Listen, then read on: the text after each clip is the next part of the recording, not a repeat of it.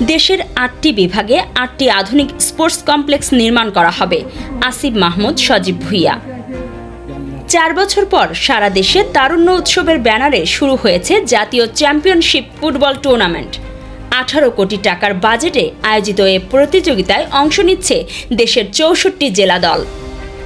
শনিবার বিকাল ৩:৩০টায় মুন্সিগঞ্জের বীরশ্রেষ্ঠ শহীদ লেফটেন্যান্ট মতিউর রহমান স্টেডিয়ামে মুন্সিগঞ্জ বনাম মাদারীপুর জেলার মধ্যকার ম্যাচ দিয়ে টুর্নামেন্টের উদ্বোধন হয়। উদ্বোধনী খেলায় মাদারীপুরকে ২-১ গোল ব্যবধানে হারায় স্বাগতিক মুন্সিগঞ্জ দল। জাতীয় ক্রীড়া সংস্থা আয়োজিত ও বাংলাদেশ ফুটবল ফেডারেশনের পৃষ্ঠপোষকতায় এ টুর্নামেন্টে ৬৪ জেলা দলকে ৮টি পটে বিভক্ত করা হয়েছে। প্রতিটি পটের নামকরণ করা হয়েছে জুলাই মাসের শহীদদের নামে। হোম অ্যান্ড অ্যাওয়ে ভিত্তিতে খেলা শেষে দ্বিতীয় পর্বে উঠবে ৩২ দল। এরপর তৃতীয় পর্বে টিকবে ১৬ দল, যেখান থেকে শুরু হবে নকআউট ধাপ। ধাপে ধাপে অনুষ্ঠিত হবে কোয়ার্টার ফাইনাল, সেমিফাইনাল ও ফাইনাল। ফাইনাল অনুষ্ঠিত হবে ঢাকার জাতীয় স্টেডিয়ামে। যুব ও ক্রীড়া উপদেষ্টা আসিফ মাহমুদ সজীব ভুঁইয়া বলেন, ক্রীড়া খাতে বাজেট সীমিত হওয়ায় অবকাঠামো উন্নয়ন কাঙ্ক্ষিত অগ্রগতি পায়নি। তবে সংযুক্ত আরব আমিরাত আমাদের প্রতিশ্রুতি দিয়েছে যে দেশের ৮টি বিভাগে ৮টি আধুনিক স্পোর্টস কমপ্লেক্স নির্মাণ করা হবে। এরই মধ্যে ডিজাইন প্রণয়নের কাজ শুরু হয়েছে।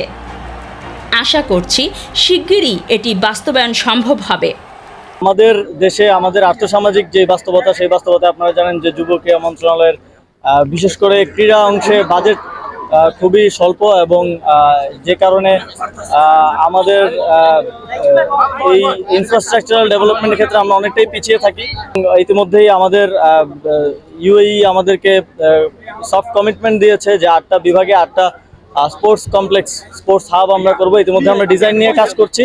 আশা করি এটা অদূর ভবিষ্যতেই বাস্তবায়ন সম্ভব হবে। এই যে নিয়মিত টুর্নামেন্টগুলো হওয়ার মাধ্যমে এই টুর্নামেন্টটা প্রত্যেকটি জেলায় হোম অ্যান্ড অ্যাওয়ে ভিত্তিতে ম্যাচ হবে। তাহলে এই যে প্রত্যেকটি জেলায় ম্যাচ হওয়ার কারণে আপনি দেখবেন যে এই মাঠটারও কিছু পরিচর্যা হয়েছে। এই যে নিয়মিত খেলা না হলে মাঠগুলো এক ধরনের পরিত্যক্ত জায়গায় পরিণত হয়।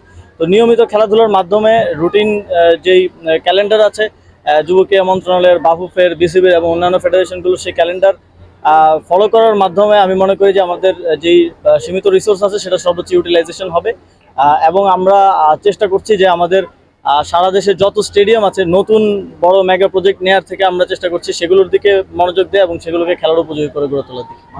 আজকে তারুণ্য উৎসবের আন্ডারে, ব্যানারে বা যাই বলেন, বাংলাদেশ ফুটবল ফেডারেশনের নবনির্বাচিত কমিটির উদ্যোগে আবার কিন্তু inter district home and away national চ্যাম্পিয়নশিপটা শুরু হতে যাচ্ছে।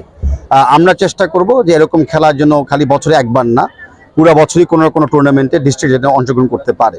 বর্তমানে যে আমাদের যে স্পোর্টস উপদেষ্টা আছে আসিফ মাহমুদ সজীব ভুঁইয়া, উনি কিন্তু ডে 1 থেকে ক্রীড়া স্পেশালি ফুটবলের পিছে ব্যাপকভাবে সাড়া দিচ্ছে। ন্যাশনাল স্টেডিয়াম যে ঢাকাতে, যেটা ৪ বছর বন্ধ ছিল, সেটাকে কিন্তু উনি ওপেন করে দিয়েছে জুনের আমাদের এএফসি কোয়ালিফায়ার্স ম্যাচের আগে। বাংলা জাতীয়বাদী দলের ভারপ্রাপ্ত চেয়ারম্যান তারেক রহমান সাহেব একটা বার্তা পরিষ্কার দিয়েছে যে আমাদের রাজনৈতিক কমিটমেন্ট হলো যে ক্রীড়াটাকে আমরা একদম স্কুল কারিকুলাম আমরা মিশিয়ে দিব, যেন ক্রীড়াটাকে, ফুটবলটাকে আমরা খালি খেলা হিসাবে না, শারীরিক চর্চা, মানসিক হেলথটাকে আরেকটু বাস্তবায়ন করা এবং হারমোনি আনার জন্য দেশে আমরা ফুটবলটাকে এগিয়ে নিতে চাচ্ছি।